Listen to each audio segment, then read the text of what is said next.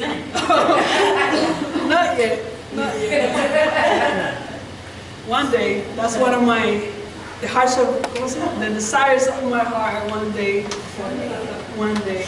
But you know what? God calls us to different things. I remember shortly before the opportunity to become a preacher or a pastor or whatever you want to call it came, I bought a guitar.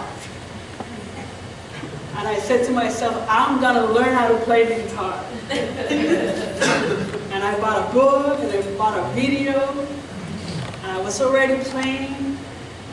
And then God said, no, you're not. This is what you can do.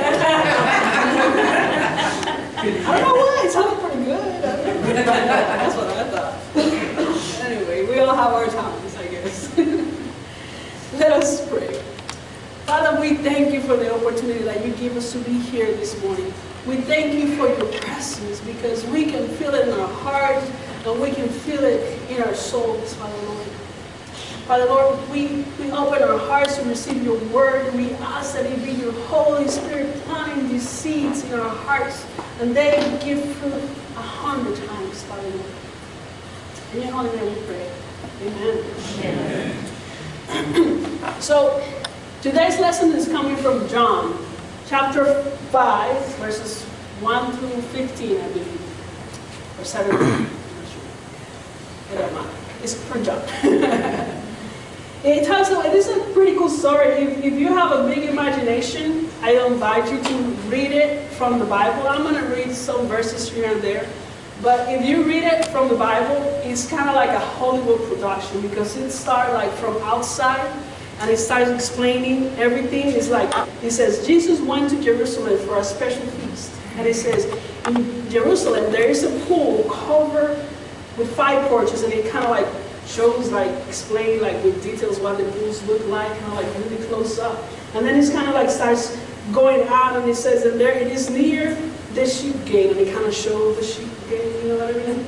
And then it says, many sick people, it goes back into the pool, many sick people gather around the pool.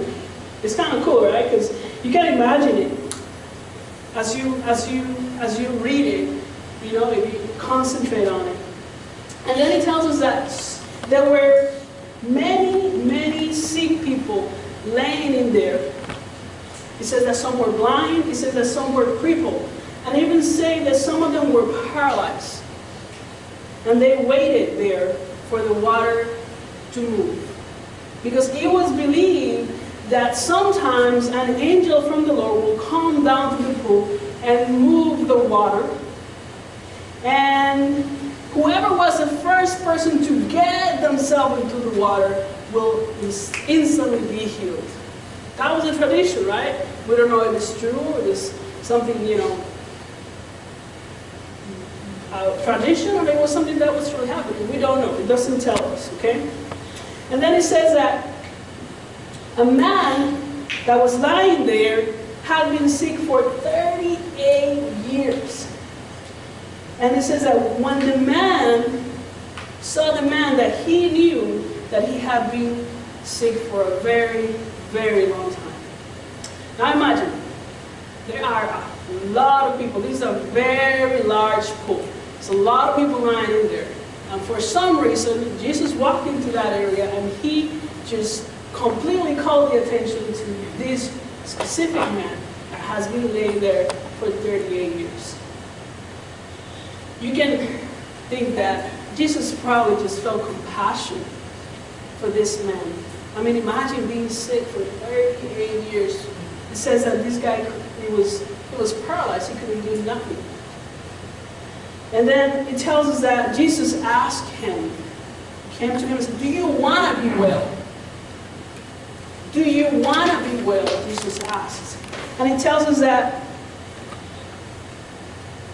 the man answered, sir, there is no one here to help me get into the pool when the water starts moving.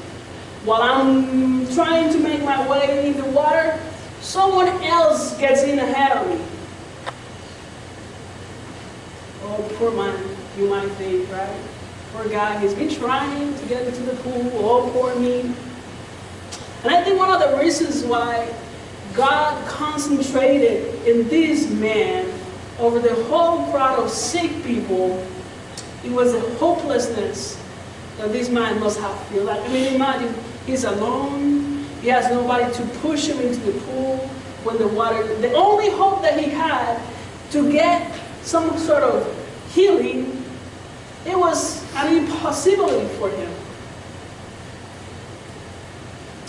But then I thought to myself, this man is standing in front of Jesus, telling about his problem and his inability to help himself. Like many of us. How many times do we stand ourselves hopelessly in front of God, telling Him about all of our problems, all of our difficulties, and how we are so poor me, God, they don't love me, they don't care about me. Oh God, I don't know what to do with this situation. Oh God, how am I going to do? Without waiting a minute, God kind of like interrupted me. I mean, Jesus kind of interrupted me. And He said, stand up, pick up your mat, and walk. What do you think the guy did? What would you have done? The Bible tells us that immediately the man picked up his mat and he began to walk. And nothing ever happened. Now, this is the thing. This happened in the Sabbath. So the Jews, as soon as they saw this guy walking, the Jews said to him, today is the Sabbath, and it is against our law for you to carry your mat in the Sabbath day. Sabbath? Sabbath. There you go. It's my accent again. You'll get used to it, don't worry. You know what I'm saying. You know what I'm talking about, right? Yes. Okay. So instead of rejoicing to see this man that has been ill for so long, they just pointed out at what he was doing wrong. He was not following the norms, the rules, the expectations set up by everyone around him. And this is what this man, right here in front of all those critics, this man had to make a conscious decision. Do I go back and lay my mat back and I sit down and be sick again? Or do I challenge the norm and I rise above it? Do I go back and into my difficulty and just cause no disturb to anyone? Or do I move forward on faith? Should I not show what Jesus had done for me? And the man's answer to the Jews was, the man who made me well, he told me to pick up my mat and walk. And then they went on to ask, who is this man with such authority? And I'm going to stop it right here because there's 4 things that I think we need to understand about this story. The first one is that this man was seeking for change. He wanted to be well. He wanted to be healed. If not, he wouldn't have been there, right? He wouldn't have been there if he just was complacent with whatever was bothering him or making him sick. He would just be at his house or anywhere else except there in expectation of something, right? So the first thing, in order to change, or to find change or healing or restoration in our life, we must make a conscious decision of seek that change. We have to know, because what was the first thing that Jesus asked this man? He said, do you want to be well? Do you want to be well? Do you want to be healed? Do you want to be restored? Do you want to be freed? Specific question. And what did he do? Oh yeah, you know, I can't get into the pool. I can't get a job because, you know, when I was 13 years old, I bumped into the cabinet and I'm just kidding. We come up with excuses. Oh, I can't do that because I don't have time to volunteer. I don't have time to devote my time to 5 minutes before I get out of work. I get out to work or whatever to pray. I don't have time. We all come up with the biggest, most original excuses that you can imagine. I know because I've done it too. So in order for our healing, our restoration, our change, whatever it is that is bothering you, that is keeping you from moving forward, in order for that to happen in our lives, we have to stop making excuses for ourselves. Just like this guy, it's like, I didn't ask you. I didn't ask you why haven't you been healed. I didn't ask you that. I said, do you want to be healed? I don't want to hear the why. I want to know if you're ready. Number 3. In order for change to happen in our lives, and this is the key part, guys, if you miss that, you're going to miss the whole sermon. We must take action. In order for change to happen in our lives, we must take action. The situation may be the same. You go and pray, you say, God, I need to be healed. I need a miracle in my finances. I need restoration in my marriage. I need whatever. And then you get out of the prayer room and you go like, everything's the same. I hate everybody. Nothing has changed. And I'll tell you, the situation may seem the same when we make the decision to seek that change. It's gonna look like the same. But what needs to change is how we move on faith, with the expectation that we are no longer the same, that the situation is no longer the same. And what is faith? Hebrews 11:1. I read it to you guys. Faith is being sure of the things we hope for and knowing that something is real, even if we don't see it. So you might see in the situation the same. That person might be still being whatever. The money might not be here yet. The doctor might still be telling you, oh yeah, you're sick. But in our hearts, we have to start acting like things are changing. Your relationship might be the same. You got to start acting like there has been a change within ourselves and around us. In other words, we have to declare the Word of God. We have to declare the Word of God and move in faith. Just like the man, Jesus told to the man, pick up your mat and walk. When Jesus, you finished praying, you said, thank you, Jesus, I know it is done.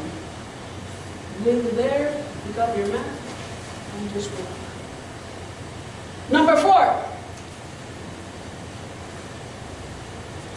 In order for things to change in our life, number 4 is a tricky one. Because in order for change to continue to happen in our life, we must be ready to be confronted with our past limitations, with our past mistakes. In general, all of the things that we have done wrong. So if you were a prisoner of drugs or alcohol, or you are a person who has a really bad temper, or you are in a bad situation, whatever it was, you're seeking healing, people are going to continue to treat you the same way that they treated you before you decided and you acted to change. They're going to treat you the same way. Just like they did to this guy that Jesus had just healed. And this is where we stand up and we pick up our mat and we show our mat with pride and we say, I have changed. This situation is no longer the same.